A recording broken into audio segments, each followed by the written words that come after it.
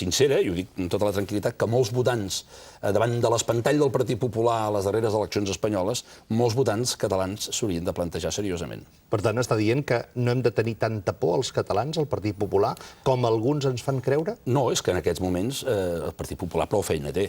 Escolti, avui em sembla que és un diari de Madrid que deixa clar que tenen una situació... El Mundo dona una enquesta que diu que el votant del PP prefiere Rato, Gallardón o Aguirre antes que Rajoy. Jo crec que tenen un debat seriós, perquè l'Aznar té una ombra molt llarga, que no acaba de marxar, que està distorsionant la feina del senyor Rajoy, i aleshores, esclar, ara el PP no és un espantall. I no és perquè fins i tot territoris on governa el Partit Popular, com la Generalitat Valenciana, o el mateix govern de l'Espanyol, Esperanza Aguirre, també tenen un problema seriós de finançament. No hi ha un front del PP en contra de Catalunya. Per tant, que no ens tornin a treure l'espantall del Partit Popular quan estem assistint a aquest debat, perquè no és real. És a dir, el principal debat i el principal problema el tenim al Ministeri d'Economia i Hisenda i el tenim a la Moncloa. I aquí està el debat.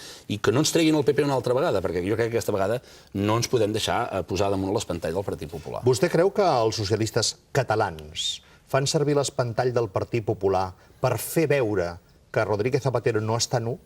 Miri, diguem-ho d'una altra manera, tots hem jugat amb el Partit Popular.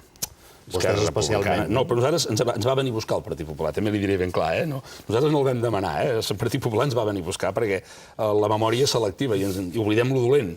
Però jo recordo quan hi havia la senyora Pilar del Castillo al Ministeri, allò era una cosa tremenda, aquella època de l'Aznar, i ara ens n'hem oblidat, ja fa anys, i per tant no podem estar tot el dia parlant d'allò. Ara qui governen són uns altres.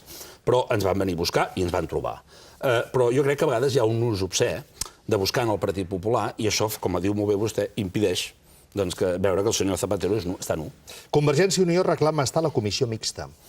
Perquè diu que no refia de vostès. Jo crec que Convergència i Unió el primer que hauria de fer és una certa lleialtat. A mi em sembla bé que es creï un fòrum, i això ho he defensat sempre a Esquerra Republicana, on hi sigui Convergència i Unió, per una raó. Perquè és que aquesta criatura actual del finançament la va pactar el senyor Mas. Avui el senyor Huguet ho explica molt bé al periòdico. La va pactar el senyor Mas, aquest model. Per tant, és lògic que també hi siguin. El que passa que no pot fer Convergència i Unió és fer aquesta dinàmica sempre, perdoni l'expressió, de coitus interruptus. De pujar molt el llistó a Catalunya, després quan va a Madrid el baixa de cop. Perquè això ens desorienta tots i jo crec que crea desassossec al país. En aquests moments Convergència hi ha dies que escoltem els seus portaveus en matèria de finançament que diuen coses que no estan ni a l'Estatut. A mi ja m'agradarien, eh? Escolti, si hem d'apuntar, Esquerra Republicana es posa al capdavant. Però siguem una mica seriosos, perquè després sí que, si demanem coses que no estan a l'Estatut, el que acaba passant és que Madrid encara se'n rifarà molt més. Jo crec que Convergència ha de tenir una actitud lleial. Si la té, jo crec que ha de ser en un àmbit de decisió o de codecisió amb el govern conjuntament. Si vostè els diu això i els titlla de deslleials, li estranya, doncs, que després, quan vostè els hi fa propostes d'anar junts a les europees, li diguin que no? Jo crec que hem de mirar més enllà. I a vegades a la política catalana mirem sempre molt a curt termini, amb el microscopi a la mà. Hem de mirar més enllà. I crec que davant del que està passant, i el que tindrem a damunt, com és el Tribunal Constitucional, seria bo que hi hagués una candidatura a les europees que portés, no el pleit, però sí una mica l'expressió de Catalunya conjuntament a Europa, més enllà de partidisme. I això seria molt bo, no només amb Convergència, incorporant-hi la gent de l'entorn de Pasqual Maragall o incorporant-hi independents de la societat civil al capdavant, si cal. Seria bo i desitjable, perquè crec que recuperaria confiança de molta gent. I Europa és un marc idoni per fer això. És a dir, segurament també ho seria Madrid, però és una nova etapa que crec que podrien començar. I això no seria una traïció a l'acord que vostès tenen per governar Catalunya amb el PSC? Miri, jo crec que el mapa electoral i les decisions s'anyeixen al Parlament de Catalunya. El Parlament de Catalunya i el Govern de Catalunya no condicionen ni els ajuntaments, hi ha pactes de tots colors, ni ha de condicionar a Europa, ni ha de condicionar a Madrid. Si la memòria no em falla, abans de festes vostè va dir que aquesta mateixa setmana, per tant, així que comencés les rebaixes, dia 7 de gener, vostè faria una proposta a revisar el pacte de governabilitat a Catalunya al PSC i a Iniciativa, especialment al PSC. Quan la fa? Ens reunirem a finals d'aquest mes de gener, estem treballant ja.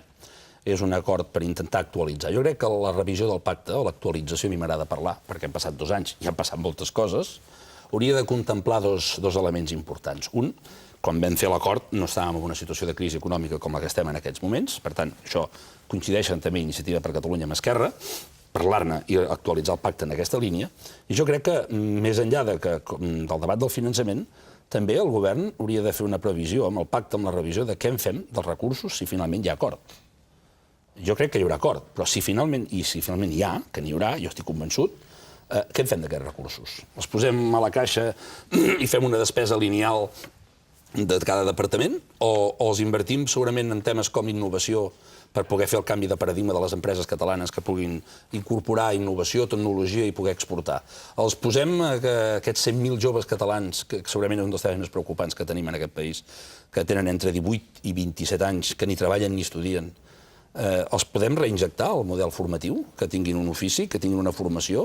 Els joves que han quedat a l'atur de la construcció en aquests moments, que n'hi ha uns quants, que no saben, que estan de moment cobrant de l'atur, els podem tornar a formar? Perquè la paradoxa és que el RAC es queixa que no té mecànics. Alguna cosa falla. És a dir, resulta que tenim un expedient de regulació d'ocupació al sector automobilístic i el RAC no té mecànics formats.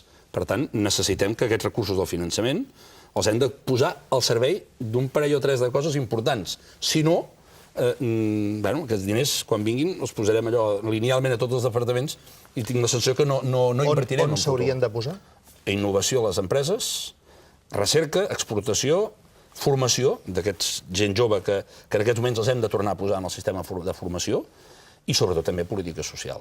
Perquè en aquests moments jo crec que en tant l'àmbit de la dependència... Conselleries d'Esquerra majoritàriament, no? Bueno, no, educació no és precisament una conselleria d'Esquerra. Excepte educació, les altres totes són d'Esquerra. Treball també té a veure amb formació ocupacional, però jo crec que, escolti, quan vam fer el disseny del govern vam agafar aspectes estratègics i en són dos.